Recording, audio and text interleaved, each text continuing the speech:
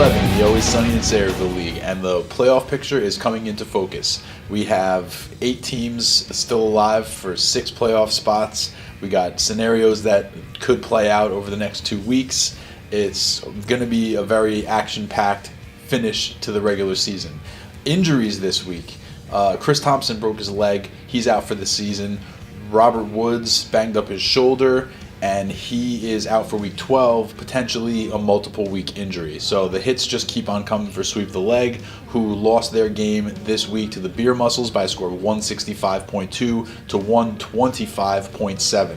That's a 39.5 point beating for anybody scoring at home, which pulls the Beer Muscles securely into the playoff picture and pushes Sweep the Leg right to the surface of the bubble. They're both now locked in a tie at 7-4, but in fact 5 teams in the league are locked in a 7-4 tie after 2 key wins or 2 key losses, depending on your point of view. The league's top scoring team, the Moth, fell this week in a key matchup against the Bootleg Crableg by a score of 158.8 to 124.1. The Bootleg Crableg absolutely needed this win, and they answered the call by scoring the second most points in the league. They were led by Tom Brady's 29.6 points, and Davante Adams, who's apparently the only survivor of the Aaron Rodgers injury in Green Bay, followed up with 20.6 points. The most important stat from this game, however, is the fact that the Bootleg Crableg now has a record of 6-5. They won their last 2 games and put themselves in prime position just behind that cluster of 7-4 teams, waiting for any one of them who might stumble coming down the stretch. Sweep the leg.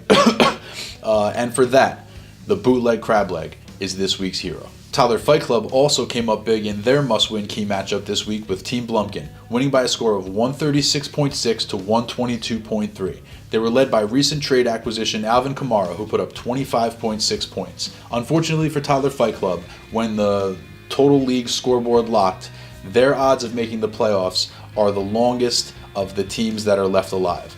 In order for, now they're not out of it, but they are, I guess the 8th seed right now.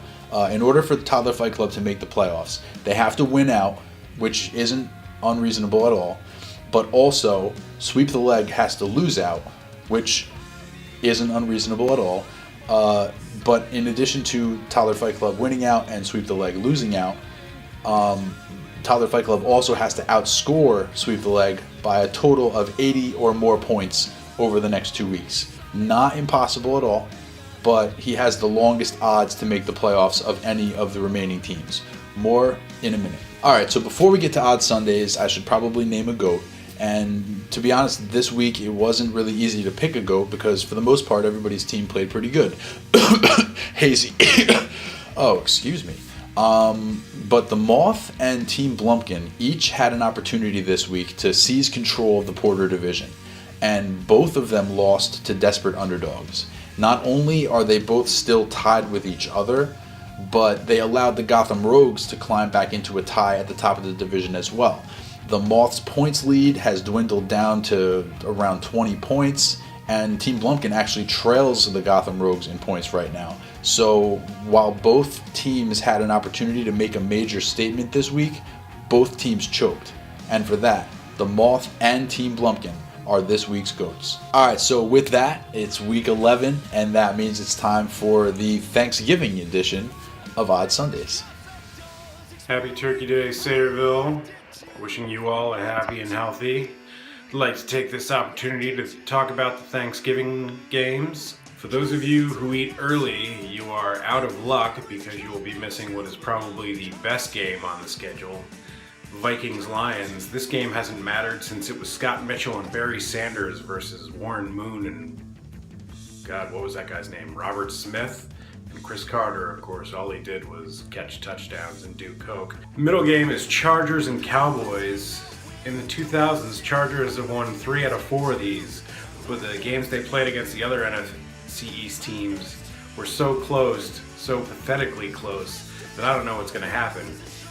And of course the Cowboys are missing Ezekiel Elliott. I don't know, maybe Phillip Rivers can lend them one of his kids. Jesus Christ. Condoms exist. You can buy them. And finally on the schedule for Thanksgiving is the Redskins versus the New York Football Giants. I don't think this game is going to espouse a traditional Thanksgiving. Indians and pilgrims sitting around breaking bread, but rather what we've come to accept as the new Thanksgiving tradition. Al Michaels and Chris Collinsworth calling a shitty football game. In other news, there's a bounty out on Blair Walsh's head by me. It was bad enough that the Seahawks kept Bevel around after that disastrous Super Bowl finale. But now we've got a guy who can't kick field goals. That's kind of an important thing. Anyway, enjoy your food, enjoy the games. Talk to you. All right, thanks, Colin. Okay, so the playoff picture as it stands right now, we have 8 teams alive for 6 playoff spots and 2 games left in the regular season. In the number 2's division, although the Schwartz has a commanding lead, the division actually hasn't been sewn up yet. All 3 teams are still mathematically technically alive for the division title. The Beer Muscles have a very easy remaining schedule, and Sweep the Leg actually plays against the Schwartz in week 13. However, all that can be rendered moot because the Schwartz can lock up the division with a win over the Rusty Strombone in week 12. So we'll keep our eye on that game. In the Porter division, it's a little more interesting. There's 3 teams that are tied at 7-4. They are separated by about 20 points in the standings. So anything could happen with 2 games left in the regular season, and I think that this week's key matchups are going to start those dominoes to fall. The first key matchup this week is between the 7-4 Gotham Rogues taking on the 5-6 Toddler Fight Club. Now, Toddler Fight Club, we all know, is desperate for winning. They cannot afford a slip up, and not only must they win, they must win big. They're going to give everything they've got to this matchup, and the Gotham Rogues obviously don't want to slip up either because there's really no margin for error. Everybody's clustered up and there's no time left to make a mistake. This is going to be a big contest. The other key matchup we have to take a look at is between 7-14 Blumpkin and 6-5 Bootleg Crableg. Bootleg Crableg knocking on the door to the playoffs, and it would be a very easy road to just beat the guys in front of you, and that's who he has. He has the Team Blumpkin this week, and he's got another divisional matchup next week.